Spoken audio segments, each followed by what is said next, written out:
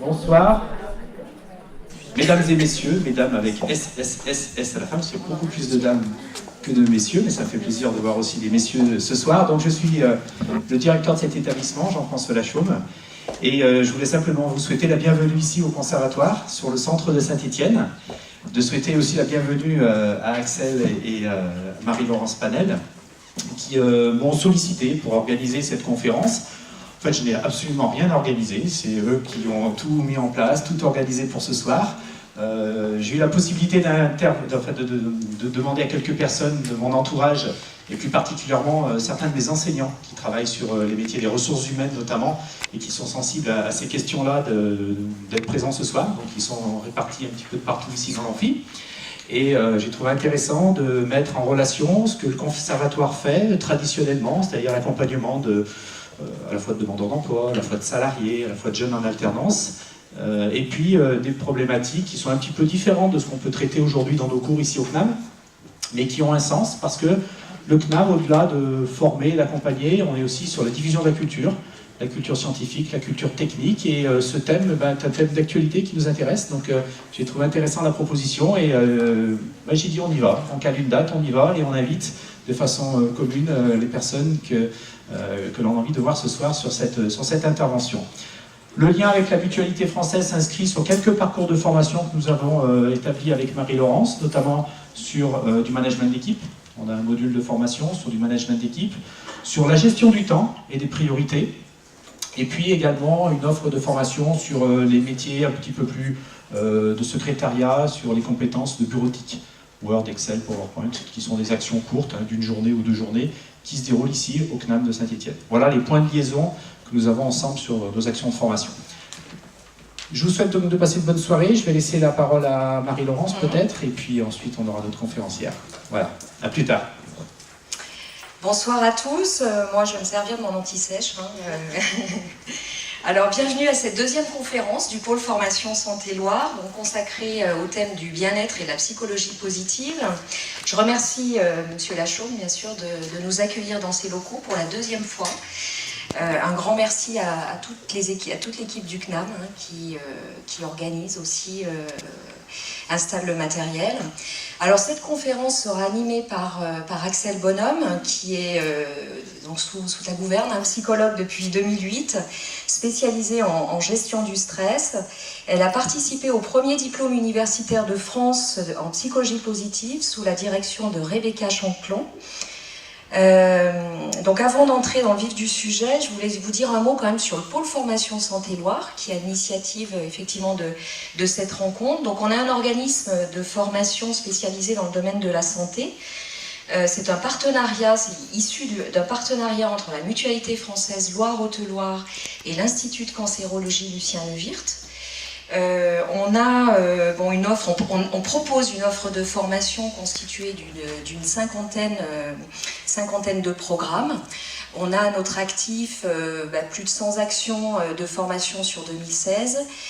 On a formé plus de 1000 stagiaires également sur 2016, voilà, et 40 formateurs qui interviennent dans leur domaine de compétences. Alors, je ne sais plus ce que je voulais dire.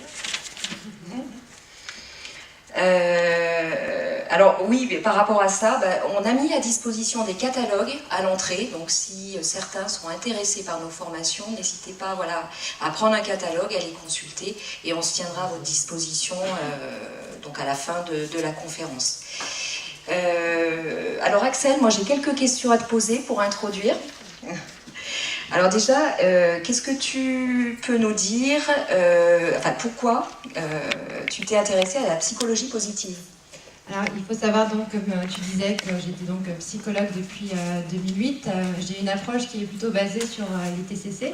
Notamment, je suis spécialisée dans ce qu'on appelle la gestion du stress. Et ça fait 3 ans environ que je m'intéresse à la question de la psychologie positive. Et donc, l'année dernière, j'ai pu intégrer ce premier DU qui s'est monté en France, donc sous la houlette de Rebecca Chanclon à Grenoble. Donc on va dire en gros que ça fait 3 ans que je m'intéresse à la psychologie positive, puisque c'est vraiment des apports complémentaires en termes de thérapie et d'application en fait dans divers secteurs. Oui. D'accord. Et qui peut bénéficier des apports de la psychologie positive? Alors, tout le monde peut bénéficier, bien sûr, des apports de la psychologie positive, à condition, bien sûr, d'en avoir envie. Hein. Le risque, ce serait de vouloir systématiser cette approche et d'obliger un peu tout le monde à vouloir positiver, c'est un mot à la mode aujourd'hui. Donc, déjà, d'en avoir envie et surtout également d'être en état de le faire. Donc, ça, je reviendrai là-dessus pendant la conférence. Mais ce qui est intéressant dans les pratiques de psychologie positive, c'est qu'elles peuvent s'appliquer vraiment aux enfants, aux adultes et aux personnes plus âgées, donc à n'importe quel âge de la vie. D'accord. Est-ce qu'on peut dire que la psychologie positive s'intéresse à la question du bonheur?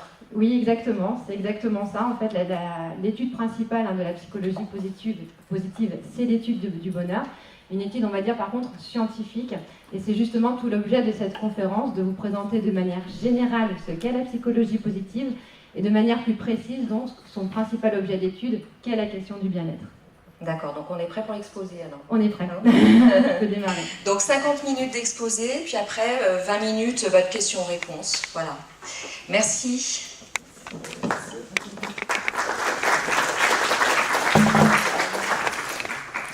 Donc déjà, merci à tout le monde d'être venu assister à cette conférence. Alors pour préciser un peu en fait les raisons pour lesquelles je me suis intéressée à la psychologie positive, elles tiennent en deux raisons. La première d'entre elles, c'est ce qu'on appelle la question de la prévention des rechutes. Il faut savoir qu'en tant que thérapeute, dans un premier temps, quand on accueille des patients, ils sont souvent en état de crise, ce qu'on appelle nous les phases aiguës, donc dans une souffrance assez plus ou moins importante. Le premier enjeu, ça va être de les stabiliser. Dans un second temps, va venir se poser la question de la prévention des rechutes.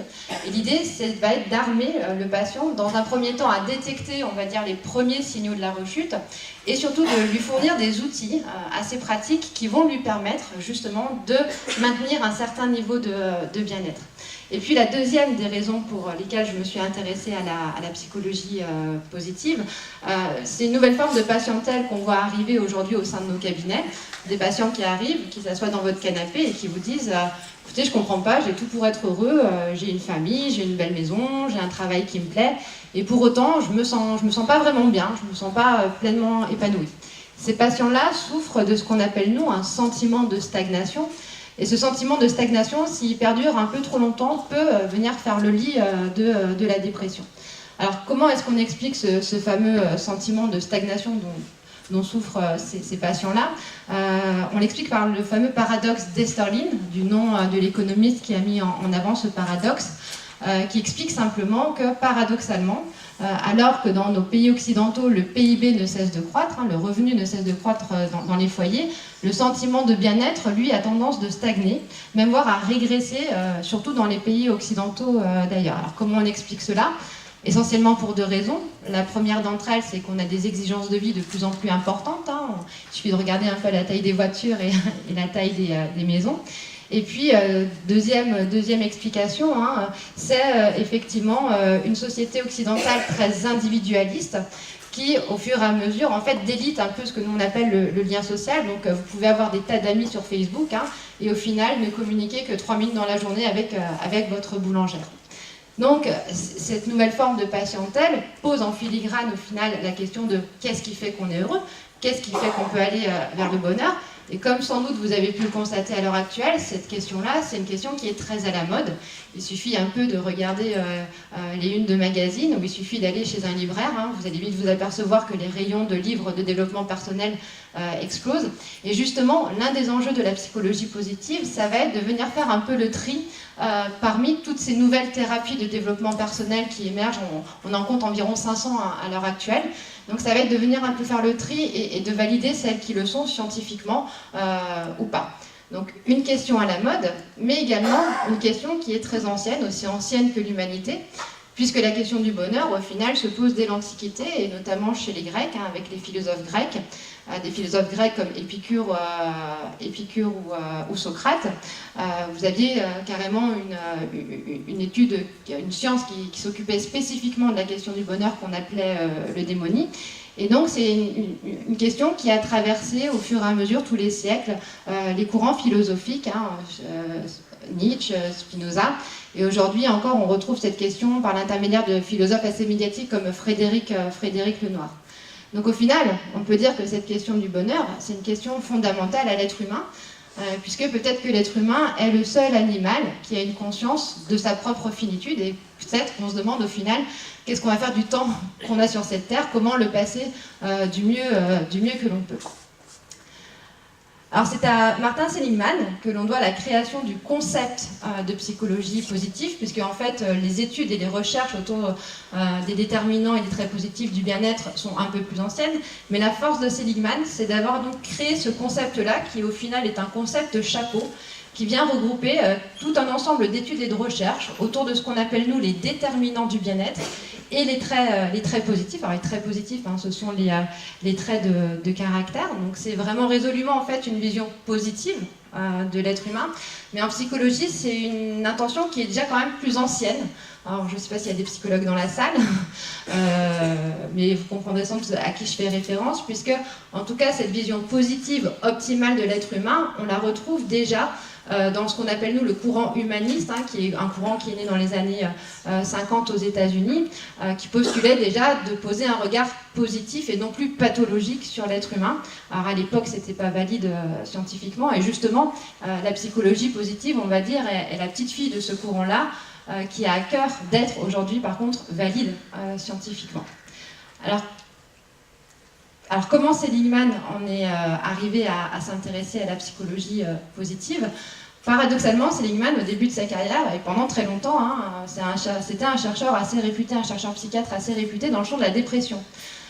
On doit entre autres à Seligman et à ses collaborateurs bien sûr un concept explicatif de la dépression qui est le concept de sentiment d'impuissance acquise. Alors c'est le sentiment qui va se développer quand vous allez vous retrouver confronté à une situation vis-à-vis de laquelle vous avez très peu de maîtrise, et plus ça va avancer, plus vous allez avoir le temps de subir la situation et au bout d'un moment finir par vous résigner complètement, finir par baisser les bras. Alors comment il a mis ça à jour? C'est dans une étude assez célèbre qui aujourd'hui sans doute va vous faire un peu grincer des dents, mais c'était une étude qui était faite sur des chiens.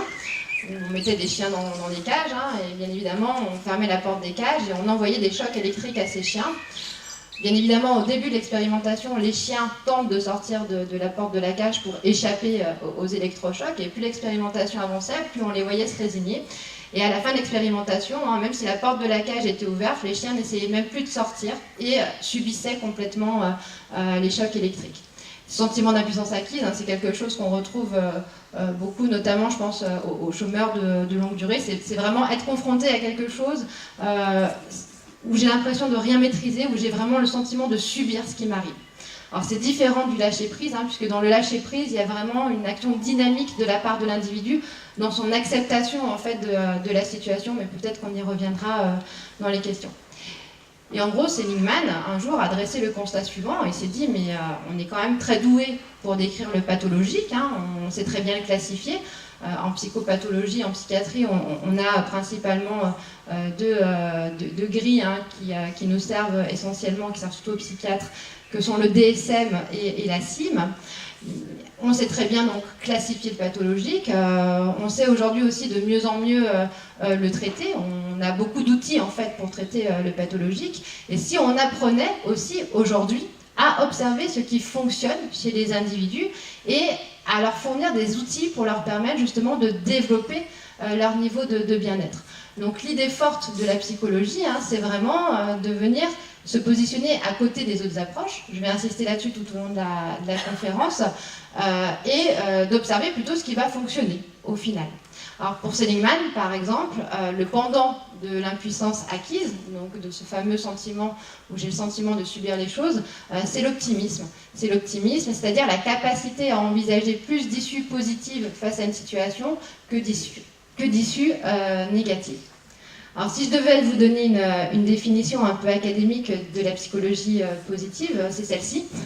Donc la psychologie positive, c'est l'étude des conditions et des processus qui contribuent à l'épanouissement ou au fonctionnement optimal des individus, des groupes et des institutions. Et moi, en tant que thérapeute, ce qui va particulièrement m'intéresser dans cette définition, c'est le terme de processus. On s'appuie beaucoup sur la notion de processus en thérapie, c'est-à-dire on va beaucoup étudier les ruminations, les anticipations, et donc l'idée ça va être justement auprès du patient d'avoir des outils qui vont nous permettre cette fois-ci de développer chez lui des processus pourvoyeurs de bien-être. Ce qui est intéressant également dans cette définition, c'est que ça va s'appliquer aussi bien à un niveau individuel qu'à un niveau groupal. Alors quand on parle de groupe, il faut entendre la famille, le couple, également les groupes communautaires. Ça peut être également appliqué au niveau professionnel, plus large dans les institutions, donc professionnelles, l'hôpital, l'armée, l'État, les entreprises. Et donc, j'insiste là-dessus puisque c'est souvent une critique que j'entends, la psychologie positive se positionne à côté des autres approches et exactement elle va se positionner dans le champ de la prévention. Alors le champ de la prévention, c'est un champ dans la santé mentale qui aujourd'hui est de plus en plus mis en avant. Tout simplement puisque l'OMS projette pour 2030 la dépression comme étant le 3e facteur de mortalité dans le monde. Donc c'est un sujet très important aujourd'hui. Et pour vous expliquer un peu ce qu'on appelle la prévention, je vous ai mis ici le petit diagramme de Keyes qui va vous parler quand je vais vous l'expliquer. Alors, on va dire qu'on a une échelle qui va de -8 à +8. À 0, on a mon fameux sentiment de stagnation. Et donc, en général, quand on accueille des patients, on va dire qu'ils vont se situer à un niveau en dessous de 0. Ils vont être aux alentours des -3, -4. Donc, tout l'enjeu, dans un premier temps, des thérapies, ça va être de leur permettre de se rééquilibrer, de retrouver quand même un peu de respiration. Donc, du coup, de les faire passer à un niveau, on va dire 1, +2, +3. D'accord ?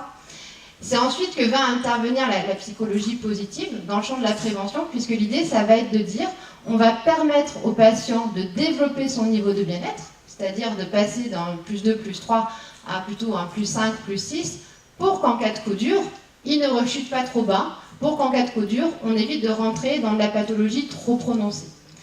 Donc la psychologie positive s'insère complètement dans le champ de la prévention, et si je devais vous la résumer en quelques mots, je vous dirais que la psychologie positive, c'est tout d'abord une orientation. La psychologie, c'est pas une nouvelle discipline, c'est vraiment une orientation de la psychologie. Une orientation de la psychologie qui va s'appuyer essentiellement sur des méthodes expérimentales. Alors s'il y a des scientifiques dans la salle, méthode expérimentale, ça veut dire beaucoup d'études statistiques, donc on est sur du quantitatif, on est sur des groupes contrôle, sur des groupes randomisés. Et c'est donc une orientation qui va, elle, essentiellement s'intéresser à la question des déterminants du bien-être et des traits positifs. Une critique que j'entends régulièrement sur la psychologie positive, ça consiste à nous dire que la psychologie positive, c'est bisounours, c'est voir la vie en rose, c'est qu'on est bien gentil, qu'on fait l'autruche. En aucun cas, la psychologie positive ne dit que tout va bien. En aucun cas, la psychologie positive vous dit qu'il faut positiver en permanence. Simplement, la psychologie positive dit « Ok, il y a des choses qui ne vont pas, et si on apprenait avec ça aussi à regarder ce qui va fonctionner ». Et aussi, un autre amalgame qui est souvent fait avec la psychologie positive, c'est l'amalgame avec la pensée positive. La psychologie positive n'enjoint pas les gens à être tout le temps heureux, ne vous enjoint pas à positiver tout le temps, puisque de toute façon ce n'est pas possible parce que la vie est faite de hauts et de bas.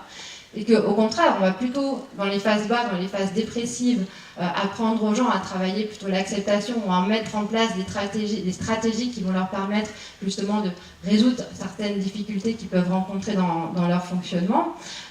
Et ensuite, quand ça va mieux, là, à ce moment-là, on va leur aider à développer leur niveau de bien-être. Donc l'idée de la psychologie positive, c'est plutôt de dire, on va focaliser sur ce qui ne va pas. Il faut aussi apprendre à vraiment profiter des instants qui font du bien pour s'en nourrir au final dans les moments plus difficiles. Et la grande force de la psychologie positive, c'est de proposer tout un ensemble de pratiques, des pratiques qui sont assez ludiques, contrairement un peu au TCC où très souvent pour les patients c'est des fois compliqué. Alors, TCC, c'est les thérapies cognitives et comportementales. Je vais arrêter mon jargon de psychologue. La psychologie positive, elle va proposer des pratiques assez ludiques qui sont des pratiques validées scientifiquement, donc c'est-à-dire qu'on a des résultats qui sont importants et on va combiner ces pratiques pour avoir un entraînement. Et cet entraînement va directement jouer sur ce qu'on appelle nous la neuroplasticité. Votre cerveau est malléable, il est malléable aux différentes stimulations que vous allez lui proposer. Et l'idée à terme, c'est bien sûr de développer en quelque sorte un super cerveau qui vous permettra d'affronter, on va dire, au mieux les difficultés de votre vie et surtout de profiter au mieux des moments agréables et plaisants que vous offre votre vie. Et pourquoi cet entraînement est important ? Eh bien parce qu'aujourd'hui, avec les différentes recherches qu'on a pu mettre à jour, c'est que notre capacité à être heureux dépend pas mal de nous. Et ça, c'est vraiment la grande bonne nouvelle de ces dernières années en recherche. Alors, il faut savoir que notre capacité à être heureux dépend à 50% de notre génétique et de notre éducation. Alors, c'est pas forcément celle-ci, la bonne nouvelle, puisque globalement, ça veut dire que si vous êtes plutôt issu d'un terrain, on va dire, d'une famille, d'un terrain plutôt dépressif, vous avez ce risque-là. L'idée, c'est plutôt de vous dire, je sais que j'ai ce risque-là, donc je vais apprendre à le gérer. On sait que les conditions immédiates, donc votre environnement, vos conditions matérielles, ne valent qu'à 10% dans votre capacité à être heureux. Par contre, la bonne nouvelle, c'est celle-ci, c'est que 40% de nos actions volontaires, de nos intentions, des efforts que l'on va faire au niveau cognitif et comportemental vont nous permettre, au final, d'apprendre à cultiver notre bien-être. Donc c'est vraiment la grande force de la psychologie positive, c'est d'avoir mis en évidence en fait cette idée qu'au final, notre capacité à être heureux nous appartient et que nous pouvons le cultiver. Et je vais insister un peu là-dessus aussi parce qu'il est important de comprendre que c'est pas magique la psychologie positive, les pratiques de psychologie positive. À l'heure actuelle, il y a un petit effet waouh, hein. C'est waouh, la psychologie positive, c'est génial. Non, c'est pas magique, c'est-à-dire qu'il va falloir vous entraîner. Et voilà, je vais prendre un exemple, la course à pied par exemple. Si vous vous dites demain je vais me mettre à la course à pied et que vous vous dites je vais y aller une fois par mois, non seulement vous n'allez pas avoir de résultat, mais à chaque fois que vous allez y retourner, ça va être compliqué. Donc très vite, vous allez abandonner. Par contre, si vous vous dites, pour commencer l'entraînement de la course à pied, je vais m'y mettre 2-3 fois par semaine et à chaque fois, je vais faire 20 minutes et je vais faire selon mes capacités, là, vous allez commencer à obtenir des résultats et surtout, vous allez rester dans le plaisir. Donc vraiment, l'idée de l'entraînement, c'est celui-ci. Ça va être à la fois d'être dans une durée, ça va s'inscrire dans un temps, ça va vous demander un effort et surtout, on va vous proposer de combiner différentes pratiques. Alors, le terme que nous allons utiliser pour le mot bonheur en psychologie positive, c'est le terme de bien-être. Et ce bien-être-là va se caractériser par deux formes de bien-être. Le premier bien-être qui va vous parler tout de suite, c'est ce qu'on appelle le bien-être hédonique. C'est le bien-être qui va vous paraître évident. De toute façon, vous allez voir, je vais énoncer beaucoup d'évidences au cours de la conférence, mais aujourd'hui, ce sont des évidences qui ont été validées scientifiquement et surtout qu'on a pu créer ensuite des outils pour permettre de faire ça. Donc ce bien-être hédonique se caractérise tout simplement par une fréquence importante d'émotions positives, une fréquence basse d'émotions négatives et globalement une satisfaction par rapport à la qualité de votre vie. Alors c'est le fait de vous dire qu'au final, dans ma vie, je suis plutôt pas mal. Mais le risque de ce bien-être-là, c'est qu'il peut devenir carrément contre-productif, c'est-à-dire si je m'attache à ne vouloir développer que les conditions de ce bien-être-là, très vite, ça peut créer de l'anxiété chez moi. On va voir aussi que ça peut devenir même culpabilisant, j'en reparlerai. Et puis donc c'est un bien-être qui est essentiellement contextuellement dépendant, donc qui va dépendre en gros des conditions dans lesquelles vous êtes. Alors pour prendre un exemple un peu plus concret qui va vous parler, et c'est un exemple qui nous concerne à peu près tous, j'espère, puisque les vacances approchent. Alors les vacances, vous avez ceux qui s'y préparent longtemps à l'avance, puis vous avez ceux qui s'y préparent à la dernière minute, donc je vais plutôt m'adresser à ceux qui s'y préparent longtemps à l'avance. Puisque en général, quand on s'y prépare longtemps à l'avance, on va regarder les annonces d'appartements pour voir celui qui va nous plaire, ou ce qu'on pourrait faire, ou ce genre de choses. Et là, vous êtes tombé sur l'appartement de vos rêves, il y a une piscine qui sera accessible, et toute l'année, vous avez projeté enfin ces vacances où vous vous êtes dit, là, enfin, je vais pouvoir relâcher, je vais pouvoir enfin profiter de la vie, de mes enfants, de mon mari, je vais pouvoir lire la pile de livres qui s'est amoncelée à côté de mon lit et que j'ai jamais eu le temps de lire pendant toute l'année. Et puis pas de chance, puisque quand vous allez arriver sur votre lieu de vacances, ce jour-là, bizarrement l'appartement ne correspond pas totalement aux photos qu'il y avait sur le site sur lequel vous avez loué. La piscine promise est en panne cette semaine-là, et bien évidemment, pour couronner le tout, il pleut et votre fils développe une angine blanche. Vous comprenez très vite que si vous restez sur l'idée de « pour être bien, il faut qu'il y ait toutes ces conditions qui soient réunies », dans cette situation, vous allez très vite ressentir beaucoup de frustration et finalement la semaine de vacances qui devait être quelque chose de plaisant et d'agréable va un peu virer au cauchemar pour vous. Donc l'idée de la psychologie positive, ça va plutôt être de dire il va falloir s'entraîner à repérer dans les situations les événements satisfaisants qu'il peut y avoir dans ces situations. Donc dans mon exemple, peut-être que si j'essaie de repérer les événements satisfaisants qu'il va y avoir dans cet exemple, oui, ça va être peut-être que justement avec mon mari, ça va me permettre d'avoir de grandes discussions. Peut-être que oui, effectivement, je vais avoir plus le temps de lire ces fameux romans que j'ai pas lus. peut-être qu'on va aussi avoir le temps de faire des jeux de société en famille. Vous comprenez l'idée? Donc l'idée de la psychologie positive et des pratiques de psychologie positive, ça va être d'entraîner votre focale attentionnelle à repérer ce que contient déjà de satisfaisant votre quotidien et non pas à essayer de créer absolument les conditions à votre bien-être là. Et comme peut-être vous pouvez le constater dans votre quotidien, c'est difficile de repérer ces moments satisfaisants de notre quotidien, essentiellement à cause de deux biais. Le premier de ces biais, c'est ce qu'on appelle le biais de négativité. Le biais de négativité consiste simplement dans le fait que votre focale attentionnelle est naturellement attirée par le négatif, le danger. D'un point de vue évolutionniste, ça s'explique très bien. Hein. Il fallait, pour ma survie, que je repère très vite le danger, très vite ce qui allait être inquiétant pour moi. Il fallait mieux que je prenne un bâton pour un serpent que je prenne un serpent pour un bâton. Donc c'est pour ça que notre focale attentionnelle, préférentiellement, va s'attacher au négatif et au danger. Ça, dans votre quotidien, vous pouvez aussi le constater. Hein. Souvent, quand vous rentrez du travail, la question de votre conjointe ou de votre conjoint, alors ta journée s'est passée comment? Ah mais on parle pas, j'ai crevé sur la route, c'était l'enfer. Et par contre, on oublie totalement les événements sympas qu'il y a eu tout au cours de la journée, le fou rire avec la collègue, un chaton trouvé dans un buisson ou ce genre de choses. Le deuxième des biais qui nous empêche au final de pleinement se satisfaire de ces moments plaisants de notre quotidien, c'est ce qu'on appelle le biais d'adaptation hédonique, le principe d'adaptation hédonique, qu'on pourrait résumer par l'adage très connu, hein, qu'on s'habitue très vite et très bien aux bonnes choses. Et ce fameux adage a été aujourd'hui validé scientifiquement dans une étude assez célèbre qui a été faite auprès de gagnants à la loterie aux États-Unis. On était quand même sur des très gros gains, hein, on n'était pas sur 50 €, si je puis dire. Et donc ils ont suivi pendant 18 mois des gagnants à la loterie.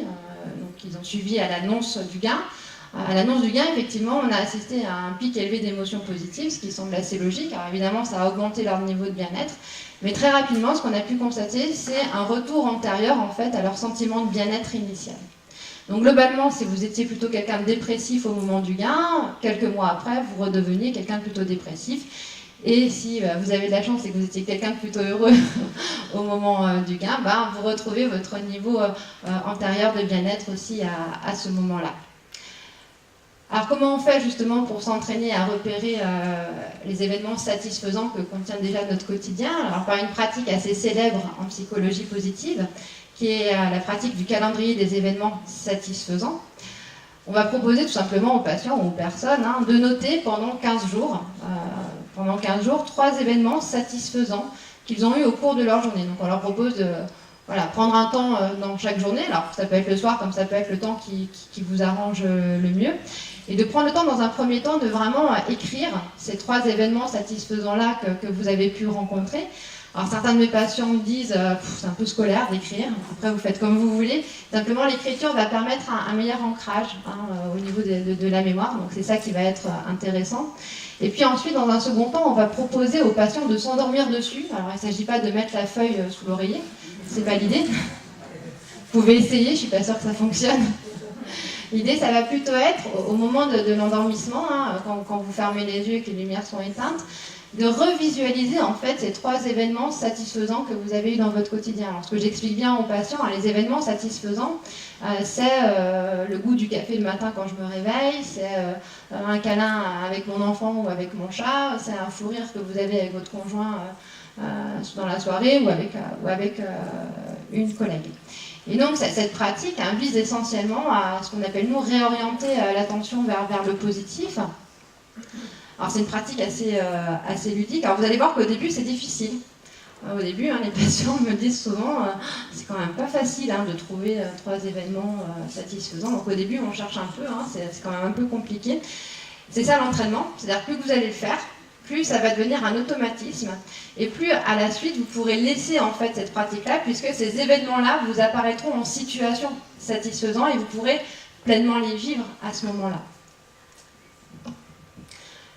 Donc au final, si je vais donner déjà une première définition du bonheur, on peut dire que le bonheur en fait c'est du bien-être, mais c'est surtout ma capacité à prendre conscience de ce bien-être-là Et j'allais dire que c'est là le plus compliqué. Donc c'est pour ça que très souvent on va associer des pratiques de psychologie positive à des pratiques de pleine conscience, puisque très souvent on a l'esprit préoccupé. On a l'esprit qui est déjà occupé par d'autres choses, et en général l'esprit est occupé par soit des ruminations, soit des anticipations, et que l'idée ça va être de s'entraîner, notamment grâce à la pleine conscience, à rendre l'esprit disponible à l'instant présent et à se connecter à l'instant présent.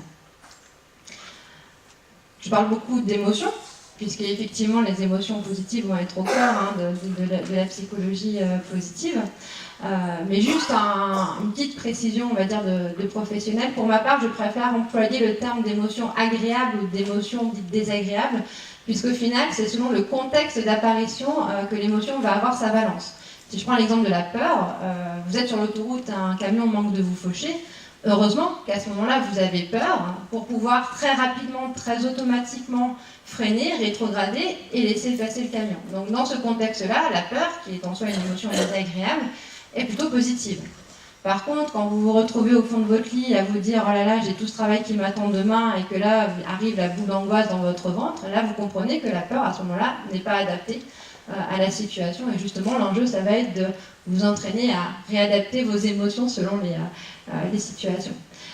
La grande découverte de ces dernières années en psychologie positive, c'est l'impact des émotions dites donc agréables sur la capacité à résoudre des problèmes, sur ce que nous on appelle la résolution de problèmes. Pourquoi ? Puisqu'il faut savoir que les émotions dites agréables ont tendance à élargir votre focale attentionnelle et par là donc à vous faire penser à tout un tas de solutions auxquelles vous n'auriez pas pensé en temps normal. Donc on va vraiment avoir un élargissement à la fois des stratégies et cognitives et comportementales qui vont vous permettre de faire face plus facilement au final à différentes difficultés que vous allez pouvoir rencontrer. Et aussi la grande caractéristique des émotions dites agréables, c'est qu'elles vont être énergisantes, elles vont être motivantes, c'est ce qui va me permettre de me dynamiser et d'aller de l'avant. Alors que les émotions dites désagréables, elles ont plutôt tendance à réduire cette fameuse focale attentionnelle, c'est-à-dire à vous recentrer sur votre problème et à enclencher tout un tas de processus assez rigides, comme la rumination ou l'anticipation. Alors là aussi, pour prendre un exemple plus concret qui va vous parler, imaginons qu'hier, vous avez appris que vous aviez enfin eu la fameuse promotion dont vous rêviez depuis des années. Donc on va dire que ça vous met en joie, normalement. Et que ce matin-là, vous arrivez vers votre voiture et que ce matin-là, elle ne démarre pas. Comme vous étiez plutôt dans de bonnes dispositions, on va dire ça comme ça, là, très rapidement, vous allez vous dire, qu'est-ce que je peux faire ? Est-ce que je ne peux pas demander à mon mari de venir me chercher ? Est-ce que je ne peux pas demander à mon voisin de me déposer ? Est-ce que je ne pourrais pas appeler la dépanneuse ? Alors que si la veille, vous avez appris que la fameuse promotion dont vous rêvez depuis des années vous est passée sous le nez, vous comprenez bien que le matin même, quand vous allez retrouver votre voiture en panne, ce que ça va bien déclencher, c'est plutôt tout un tas de ruminations autour de j'ai vraiment pas de chance en ce moment, c'est pas ma période, et qu'à ce moment-là, vous n'allez pas avoir le voisin qui passait juste à côté, l'assistante dépannage qui passait juste à côté, et votre mari qui partait au travail en même temps. Donc vraiment, c'est l'intérêt des émotions agréables, ça va être effectivement d'ouvrir en fait votre gamme à la fois de stratégies cognitives et à la fois également de stratégies dites comportementales. Et donc ça a été mis en avant dans une étude assez célèbre qui a été faite auprès de médecins, où en gros on avait un groupe d'internes. On a divisé ce groupe d'internes en deux groupes, un groupe d'internes à qui on n'a rien fait de spécial, et un deuxième groupe d'internes à qui on a offert un petit cadeau. Alors c'est 3 fois rien, c'était vraiment, je crois que c'était un Twix avec un petit gadget Kinder, je ne sais même pas si c'était pas ça d'ailleurs. Et ensuite, on leur a demandé à ces deux groupes de médecins de poser des diagnostics et surtout de proposer des plans de traitement pour les hypothétiques patients. Et dans les résultats qu'on a repérés, effectivement, le deuxième groupe avait surtout beaucoup tendance à donner des diagnostics beaucoup plus précis et beaucoup plus exacts, et surtout à proposer des plans de soins plus variés et plus adaptés aux personnes. Donc si vous avez des chez le médecin, n'hésitez pas à leur faire des cadeaux, ça leur fera plaisir en plus. Faites attention aux cadeaux que vous offrez par contre. Alors non seulement les émotions dites agréables vont permettre de développer la capacité à la résolution de problèmes, mais en plus on s'est aperçu également que les émotions dites agréables viennent contrecarrer les effets négatifs physiques des émotions dites désagréables. Alors ça a été constaté dans une étude assez célèbre également de Fredrickson, où en gros, ils ont pris des étudiants, comme c'est souvent le cas en psychologie, puisque c'est le public le plus facile d'accès, et ils ont induit un état de stress chez ces étudiants-là. Alors l'état de stress, on va le mesurer notamment à l'augmentation du rythme cardiaque et de la pression artérielle. Hormonalement, ça va se traduire par une augmentation de l'adrénaline et du cortisol également. Donc ils ont induit un état de stress. Alors concrètement, c'était vous devez préparer un discours qui va être filmé, et ce discours qui va être filmé va compter pour les 3/4 de votre note finale pour votre passage. Donc c'est un gros état de stress, on va dire. Et ensuite, ils ont divisé ce groupe d'étudiants en 4 groupes et ils leur ont fait visionner un petit film. Alors, préalablement, bien sûr, ils avaient déjà mesuré leur constante avant d'induire l'état de stress. Donc, il y a un groupe qui a visionné un petit film plutôt rigolo, plutôt sympa. Un deuxième groupe qui a visionné un petit film d'images, on va dire, plus apaisantes, plus de contentement. Un troisième groupe, on avait des images assez neutres, des clés à molettes, des pommes, des arbres. Non, pas des arbres, parce que c'est encore du contentement, mais plutôt des clés à molettes, des choses assez neutres. Et un quatrième groupe qui a visionné des images, un film plutôt à valeur triste, plutôt lourde en termes d'émotion. Et donc, le constat qui a été dressé, ils sont venus en fait mesurer, si vous voulez, le temps écoulé entre l'induction du stress et le retour au niveau antérieur des constantes. Et on s'est aperçu que dans les 2 premiers groupes, c'est-à-dire les 2 groupes qui avaient visionné à la fois donc, les films plutôt sympas et les films plutôt de contentement et d'apaisant, on a eu un retour aux constantes antérieures bien plus rapide que dans les 2 autres groupes. Donc ça, c'est très intéressant aussi à avoir en tête, notamment pour tout ce qui concerne les maladies cardiovasculaires, tout ce qui concerne en fait les pathologies liées au stress. Alors attention, parce que je ne veux pas vous vendre du rêve. L'idée, comme je vous disais, le risque, ce serait d'être dans l'effet waouh. Il faut s'en prémunir, je pense, pour vraiment en fait, être lucide par rapport à tout ça. Il va y avoir des précautions d'emploi à avoir en tête. La première d'entre elles, c'est qu'on va préférer en fait une fréquence importante d'émotions agréables, mais d'une intensité plutôt moyenne. C'est-à-dire que si vous êtes un peu trop élevé au niveau de l'intensité émotionnelle, forcément ça va vous faire l'ascenseur émotionnel et c'est pas non plus forcément très agréable à vivre. Et puis surtout, on va privilégier les périodes plutôt calmes de sa vie pour commencer à pratiquer ou pour pratiquer ces exercices de psychologie positive. Parce que si par exemple dans votre entourage vous avez quelqu'un qui va pas très bien et que vous lui dites « Ah, j'ai vu une super conférence, il faut que tu notes 3 choses sympas et positives que tu as eues dans ta journée », en faisant ça, en fait, vous allez mettre la personne en échec. Parce que la personne, à ce moment-là, n'a pas les ressources, en fait, nécessaires pour pouvoir, justement, essayer de trouver ces événements satisfaisants-là. Donc, non seulement c'est une remise en échec, et ça peut alimenter encore le phénomène de dépression ou d'anxiété généralisée, mais en plus, ça a un effet assez culpabilisant pour la personne, puisqu'elle va se dire, décidément, je suis vraiment trop nulle. Même ça, j'arrive pas à le faire. Même ça, j'arrive pas à repérer des choses sympas qu'il peut y avoir dans mon quotidien. Donc l'idée de ces pratiques de psychologie positive, ça va plutôt être de les pratiquer quand vous êtes dans un état mental plutôt stable, quand vous êtes dans une phase de votre vie qui est plutôt stable.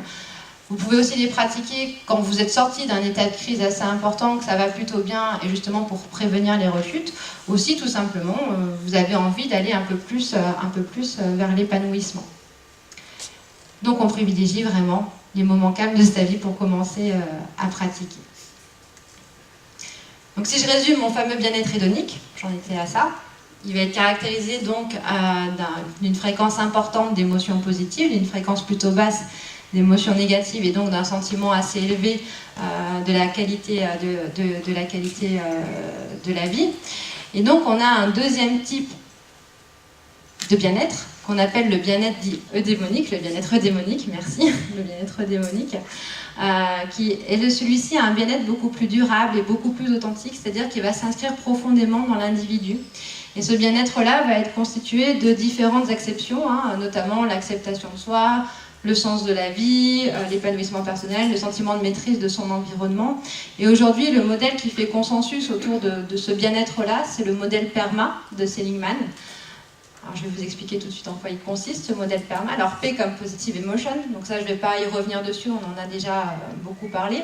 Le E, c'est comme Engagement, donc c'est nous ce qu'on appelle les états de flow. Vous savez, ce sont des états dans lesquels vous vous retrouvez, où vous êtes complètement absorbé par la tâche que vous êtes en train de faire, où vous perdez toute notion du temps, toute notion de vous-même, et quand vous avez terminé cette tâche-là, vous avez un renforcement, on va dire, de votre sentiment de vous-même. Donc ça, c'est Csikszentmihalyi qui l'a mis en évidence, cet état de flow. Alors, bien évidemment, ça pose des questions, puisque par exemple, si je prends l'exemple des jeux d'argent,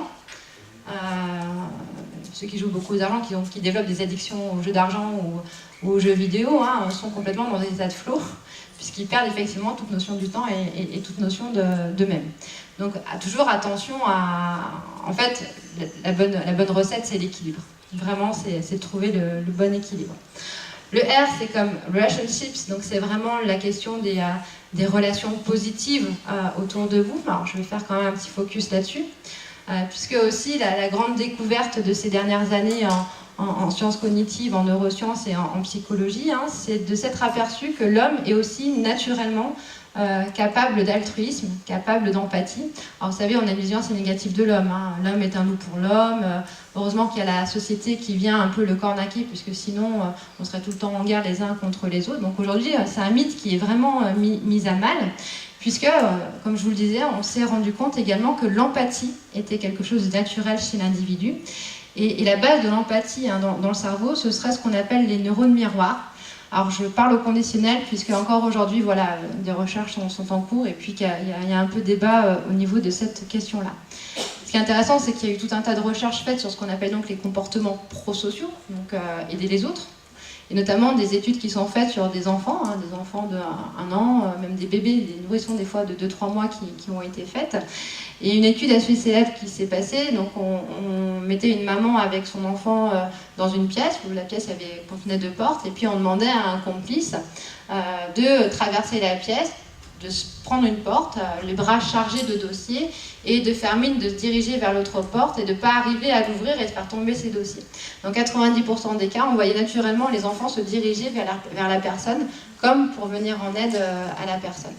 Donc c'est vraiment très intéressant. Si ça vous intéresse, il y a un documentaire qui est passé l'année dernière, je crois, sur Arte, qui s'appelait « Vers un monde altruiste », qui à mon avis est disponible sur YouTube, qui explique très bien justement toutes les recherches qui sont faites à ce sujet-là.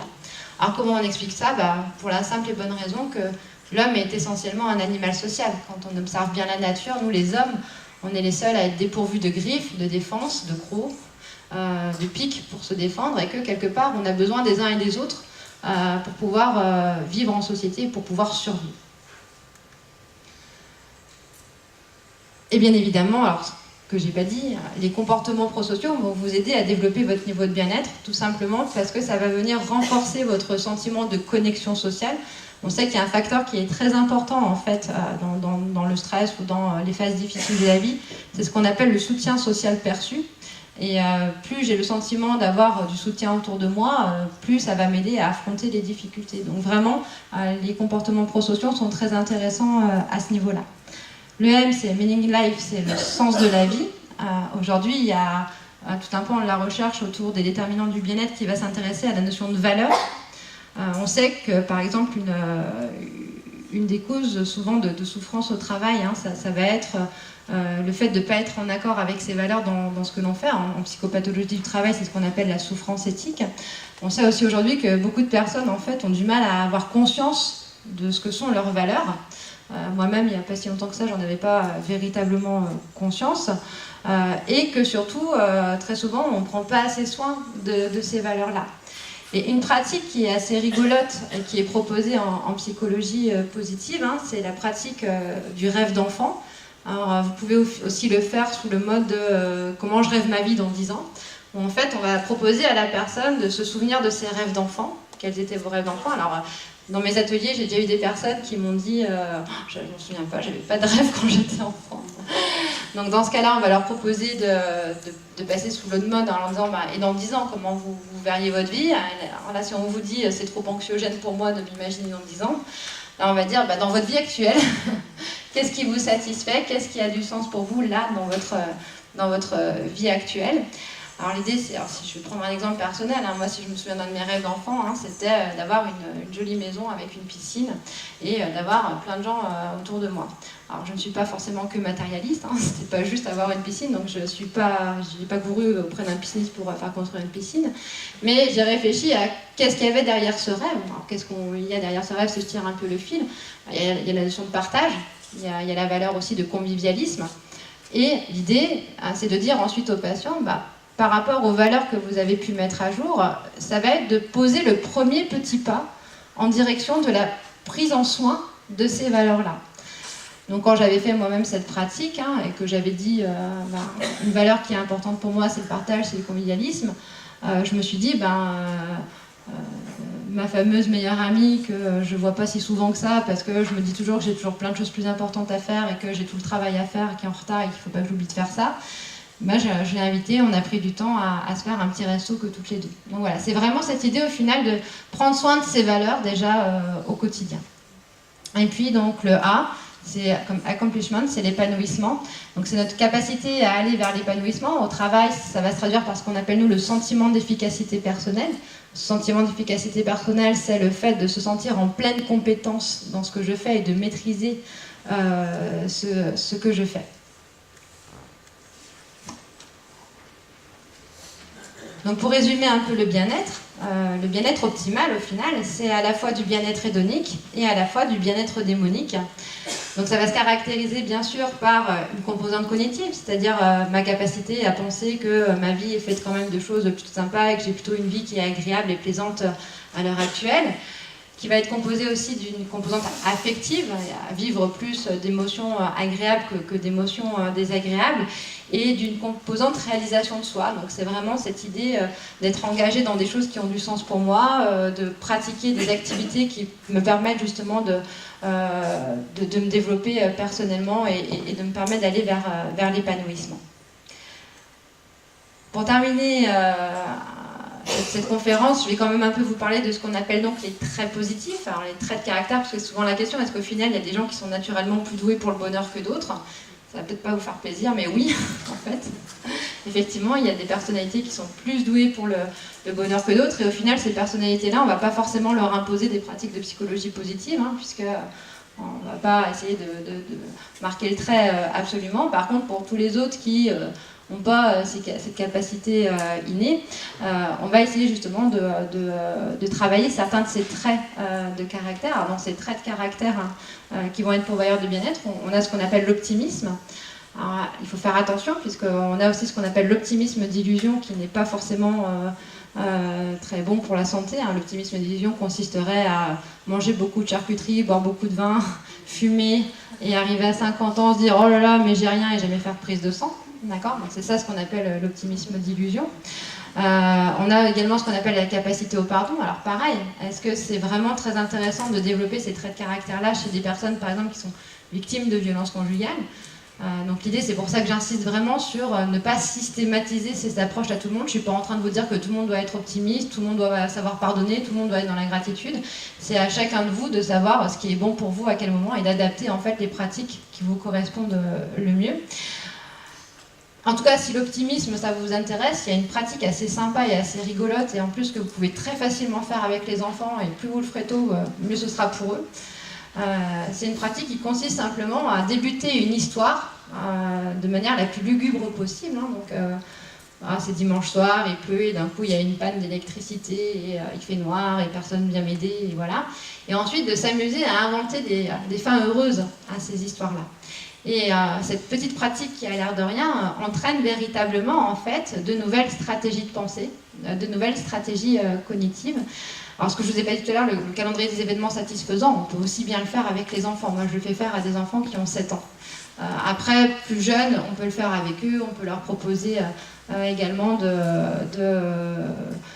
de trouver dans la journée un événement sympa qu'ils ont eu au cours de la journée. Et donc, vous l'avez compris, l'idée c'est pas de changer un fonctionnement qui marche déjà, l'idée c'est d'adapter selon chaque profil de personnalité.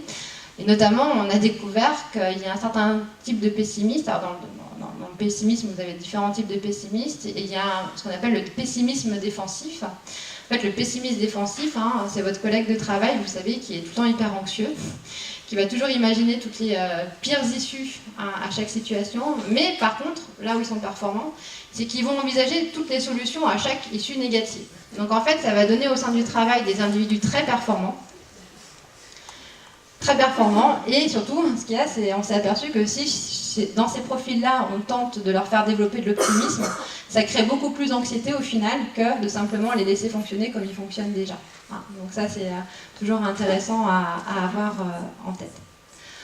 Enfin, donc, pour parler des applications de psychologie positive, donc vous pouvez avoir des applications au sein du travail. Il y a aujourd'hui toute la mode de ce qu'on appelle le leadership positif, le management positif. Donc c'est un peu l'idée de s'appuyer sur les ressources des professionnels.